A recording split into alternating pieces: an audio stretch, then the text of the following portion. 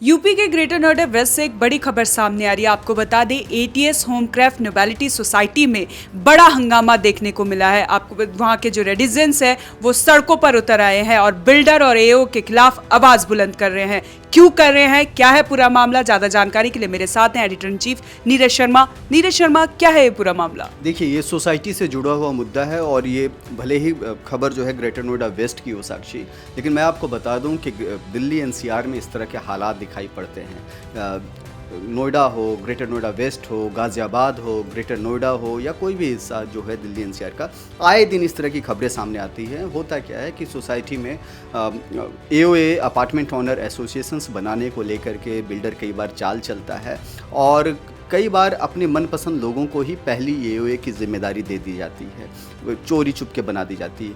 अब जो खबर आप बता रही हैं कि एटीएस होमक्राफ्ट नोबेलिटी की ये जो खबर सामने आई है, उसके मुताबिक अब जब एओए का गठन वहाँ किया गया है तो कई रेजिडेंट्स जो है सड़क पर उतर आए हैं और बिल्डर पर आरोप लगा रहे हैं। और सबसे बड़ी बात साक्षी इसमें सामने आता है, डिप्टी रजिस्ट्रार का जो रोल है वो बहुत इंपॉर्टेंट हो जाता है। डिप्टी रजिस्ट्रार कई बार उन पर आरोप लगते रहे हैं। नोएडा के रेजिडेंट्स, ग्रेटर नोएडा वेस्ट के रेजिडेंट्स आरोप लगाते हैं कि वो मनमानी तरीके से काम करते हैं, वो पैसे लेकर के काम करते हैं। मैं बहुत गंभीर बात आपसे कह रहा हूँ साक्षी कि बहुत गंभीर आरोप लगाया जाता है उन पर कि वो पैसे लेकर के काम करते हैं, वो सही से काम नहीं करते हैं। कई ऐसे सोसाइटीज़ हैं जहाँ कई साल से चुनाव तक नहीं होते हैं और वो उन फाइलों पर वो आंख बंद करके बैठे रहते हैं। तो ये क्या इशारा करता है? यह इशारा करता है कि डिप्टी रजिस्ट्रार कहीं ना कहीं अपने नाक के नीचे सब कुछ आंख बंद करके देखते हैं और वो आंख उनका इसलिए बंद होता है क्योंकि उन पर पैसे का दबाव होता है। ये आरोप उन पर लगता आया है। अब जब ग्रेटर नोएडा वेस्ट की ये जो खबर सामने आई है एटीएस होमक्राफ्ट सोसाइटीज़ की,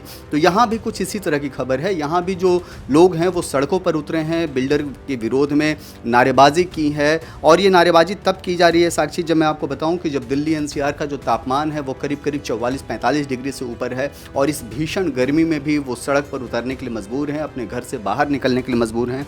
उनका सीधा आरोप है कि अभी कब्जा लिए हुए, मतलब पोजीशन लिए हुए 1 साल भी हुआ है और कई सारे ऐसे इंफ्रास्ट्रक्चर के जो काम हैं वो पूरे नहीं हुए हैं। ऐसे में अपार्टमेंट ओनर एसोसिएशंस का जो गठन किया गया है वो गलत तरीके से किया गया है। अगर उनको करना है तो पहले इंफ्रास्ट्रक्चर का काम पूरा करवाएं और उसके बाद बाकायदा वोटिंग करा करके अपार्टमेंट ओनर एसोसिएशंस का गठन किया जाए। जो जानकारी मिली है कि यहाँ पर वोटिंग्स नहीं करवाया गया और चोरी छुपके उस तरीके का काम किया गया है, एओ के गठन की कोशिश की गई है और इसी कोशिश के विरोध में जो है रेजिडेंट जो हैं सड़कों पर उतर आए हैं और नारेबाजी कर रहे हैं। जी नीरज जी, लगातार जो बिल्डर हैं उन पर आरोप लग रहे हैं भ्रष्टाचार के और जो रेजिडेंट्स हैं बिल्डर की वजह से काफ़ी परेशान हैं। वो कहते हैं कि मोटा पैसा देने के बाद भी ना सहूलियत मिल रही है। इस सोसाइटी से भी यही मामला सामने। आखिर कब इन घटनाओं पर अंकुश लगेगा, किसको इसमें एक्शन लेने की ज़रूरत है? जैसे आपने डिप्टी रजिस्ट्रार का जिक्र किया, और ऐसे कौन से डिपार्टमेंट हैं जो इनका सहयोग करते हैं? देखिए, स्थानीय प्रशासन को बहुत चौकस होना होगा क्योंकि पूरा जो नोएडा, ग्रेटर नोएडा वेस्ट का जो एरिया है उसमें कई हाई राइज अपार्टमेंट्स हैं और हर हाई राइज अपार्टमेंट्स में मोर और लेस इस तरह की परेशानियां सामने आ रही हैं। मैं आए दिन जब अक्सर मैं सूरजपुर पहुंचता हूं और डिस्ट्रिक्ट प्रशासन से मैं मिलता हूं तो वहां देखता हूं कि कई लोगों की लंबी लंबी लाइनें लगी रहती हैं इसी तरह की समस्या को सुलझाने के लिए।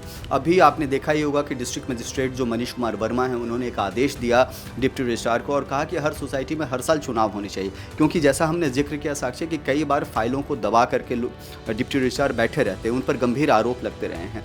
आखिर जिला प्रशासन को इस तरह के आदेश जारी करने की नौबत क्यों आई, आप समझ सकते हैं। रही बात एटीएस की, यहाँ की जो सोसाइटी है होमक्राफ्ट की, एटीएस होमक्राफ्ट की, तो एटीएस होमक्राफ्ट में भी जो आरोप हैं कि सही से पानी नहीं मिल रहा है, ग्रीन बेल्ट जैसी बुनियादी सुविधाएं नहीं हैं, सड़क नहीं अंदर में मिली है और इन सब के बीच में जो है एओए के गठन की कोशिश की जा रही है।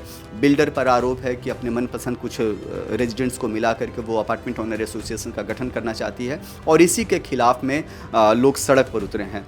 स्थानीय प्रशासन को इस सब मामले में बहुत चौकस रहने की ज़रूरत है ताकि जो आम रेजिडेंट्स हों उनको कोई परेशानी का सामना ना करना पड़े। जी नीरज जी, बहुत बहुत धन्यवाद आपका। तो ये बड़ी खबर ग्रेटर नोएडा वेस्ट सोसाइटी से, जहां पे लोग परेशान हैं वहां के एओ से और बिल्डर पर आरोप है कि मिली भगत से अपने लोगों को मिलाकर उसने एओ का गठन करा दिया है, जिसकी वजह से उनको काफ़ी परेशानियों का सामना करना पड़ रहा है और सोसाइटी में मूलभूत सुविधाएं भी पूरी नहीं है। क्या इस पर अपडेट आता है? आपको पल पल की अपडेट हम आप तक पहुंचाते रहेंगे। आप देखते रहें one nation one group news.